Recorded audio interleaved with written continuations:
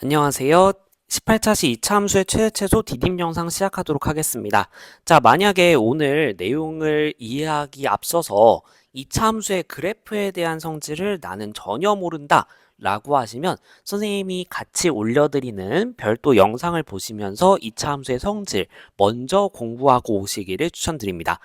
왜냐면 이 2차 함수의 최대 최소라고 하는 것을 파악할 때는 2차 함수의 그래프에 대한 지식이 반드시 선행이 되어야 돼요. 그래프를 그려내야 되거든요. 그래서 여러분들이 2차 함수를 표준형으로 바꾸는 방법, 2차 함수의 그래프의 특징, 이런 것들을 먼저 공부하고 오셔야 이 내용을 잘 이해할 수 있다라는 거 미리 말씀드리고요. 그 영상을 난 모른다 라고 하면 꼭 보고 와주시기를 추천드립니다. 자, 그러면 오늘 이제 여러분들이 그래프에 대한 내용은 알고 있다라고 생각을 하고 진행해 보도록 하겠습니다. 자, 2차 함수의 최소를 확인해 볼 건데요. 자, 우리가 y는 ax제곱 더하기 bx 더하기 c라는 식이 있다라고 해볼게요. 자, 이러한 2차 함수가 있을 때 우리가 함수값이라고 부르는 거는 기본적으로 y의 값을 의미한다. 자, 그럼 y의 값은 우리가 그래프상에서는 어떤 방향으로 나타나는 거냐면 이렇게 세로 방향으로 나타나는 것이 바로 이 y값, 함수값이에요. 그렇다면 함수값이 크면 클수록 점점 위쪽에 표현이 되는 것을 볼 수가 있을 거고요. 함수값이 작을수록 아래쪽에 표현되는 것을 볼 수가 있을 겁니다. 자, 그럼 우리는 2차 함수의 최대차수를 보는 거니까 이렇게 2차 함수의 그래프가 주어져 있을 때 얘의 함수값의 최대값과 최소값을 보는 것이다. 그렇다면 우리가 그린 그림 중에서 제일 위쪽에 있는 것이 최대값, 제일 아래쪽에 있는 것이 최소값이 되게 될 거다라는 것을 보시면 되겠습니다. 자, 요 개념을 이해하시고 진행을 해볼게요. 자, 그렇다면 우리가 전체 범위에 대해서 함수 전체에 대해서 한번 따지는 경우를 생각해 볼게요.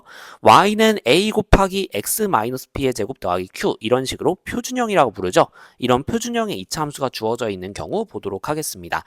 자, 그러면 이렇게 정리가 되어 있을 때의 특징, 꼭지점을 한눈에 읽을 수 있다라는 거였죠. 꼭지점이 좌표가 뭐죠? 그쵸? P, Q라는 거죠. 그리고 요 A라고 하는 것은 그 포물선의 방향을 결정해줘요. 그래서 위로 볼록이냐 아래로 볼록이냐 라는 걸 결정해주죠. 그래서 A가 0보다 클 때, 양수일 때는 아래로 볼록, A가 음수일 때는 위로 볼록. 그래서 그래프 모양이 이렇게 결정이 되게 됩니다. 그 중에서도 제일 뾰족하게 이렇게 바깥으로 나와 있는 점을 우리는 꼭지점이라고 부르죠. 이 꼭지점을 지나는 축을 기준으로 좌우 대칭인 모양을 가지고 있어요. 자, 그래서 우리가 이렇게 P, Q 찍어주게 된다면요. 지금 이 그래프상에서 한번 볼게요. 최대값이라고 하는 게 있을까라는 거예요. 우리가 종이의 한계 때문에 이렇게 끊어지게 그렸지만 실제로는 더 왼쪽으로 더 이어져 있는 거고 더 오른쪽으로 더 이어져 있는 거잖아요. 그래서 끝없이 올라가는 모양이 나온다. 그렇다면 우리가 어떠한 값을 정하더라도 예를 들어서 이쪽을 정했어요. 이러한 값을 정하더라도 그것보다 더 큰 함수값이 분명히 있다라는 거죠. 그래서 우리는 이런 경우 최대값은 정의할 수 없기 때문에 존재하지 않는다라고 이야기를 합니다. 최대값을 구할 수 없는 거예요. 왜냐?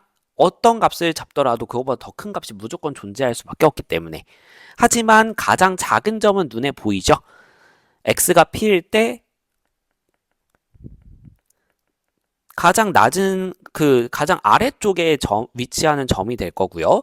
그러면 가장 아래쪽에 있다는 거는 함수값, 즉 y값이 가장 작은 상황이다라는 거니까요. x가 p일 때 함수값의 최소값 q이다 라고 구해줄 수 있겠습니다. 자, 근데 위로 볼록일 때는 반대예요. 보시면 끝없이 내려가는 구조이기 때문에 아무리 작은 값을 잡더라도 그것보다 더 작은 함수값이 존재하게 되더라. 그래서 이때는 최소값이 존재하지 않는 거고요. 최대값은 가장 y값이 큰 상황, 즉 가장 위쪽에 있는 점의 상황이라고 보시면 되겠습니다.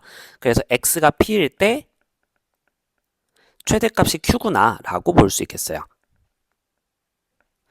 자, 그래서 전체 범위일 때는 최대값 또는 최소값이 지금 존재하지 않는 상황이 생길 수 있다라는 것을 볼 수가 있습니다.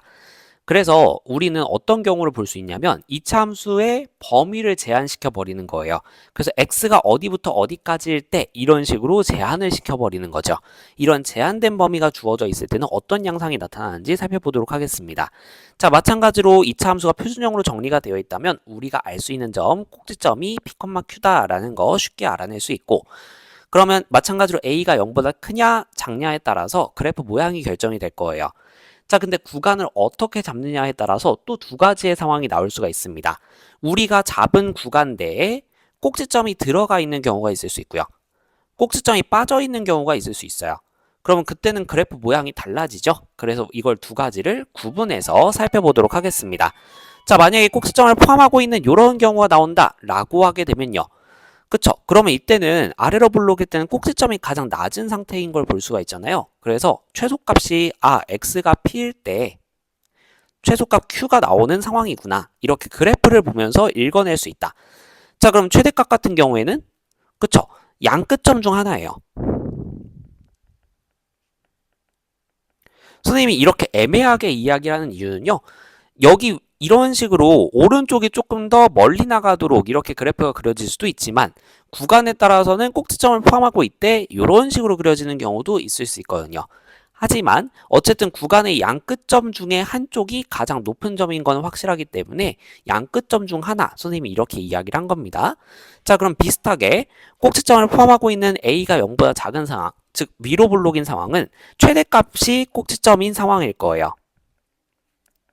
그래서 x는 p일 때 최대값 q 이런 상황이 나오게 되고요. 최소값이 양 끝점 중에 하나일 거예요. 자, 근데 꼭지점을 포함하지 않는 경우 보도록 하겠습니다. 그 경우에는 뭐 왼쪽에서 상황이 나오든 오른쪽에서 상황이 나오든 항상 이렇게 일방향적인 그래프가 나올 수밖에 없어요. 그래서 꾸준히 이렇게 오른쪽 아래를 향하고 있거나 꾸준히 이렇게 오른쪽 위를 향하고 있거나 둘 중에 하나이기 때문에 최대값이 양 끝값 중에 하나일 거고요. 그 중에서 더 위에 있는 것을 읽어주면 되겠죠. 최소값은 그러면 나머지 하나일 겁니다. 그래서 지금 그래프의 상황에서는 최대값이 2, 왼쪽 점이 되겠고요. 왼쪽 점일 때의 함수값이 되겠고요. 최소값은 오른쪽 점일 때의 함수값이 되겠죠. 자, 이거는 이쪽도 똑같이 적어주시면 되겠습니다. 그래서 지금 요 위로 블록인 상황에서도 양 끝점 중에 하나가 최대값, 양 끝점 중에 하나가 최소값 이렇게 나오게 되는 것을 살펴볼 수가 있어요.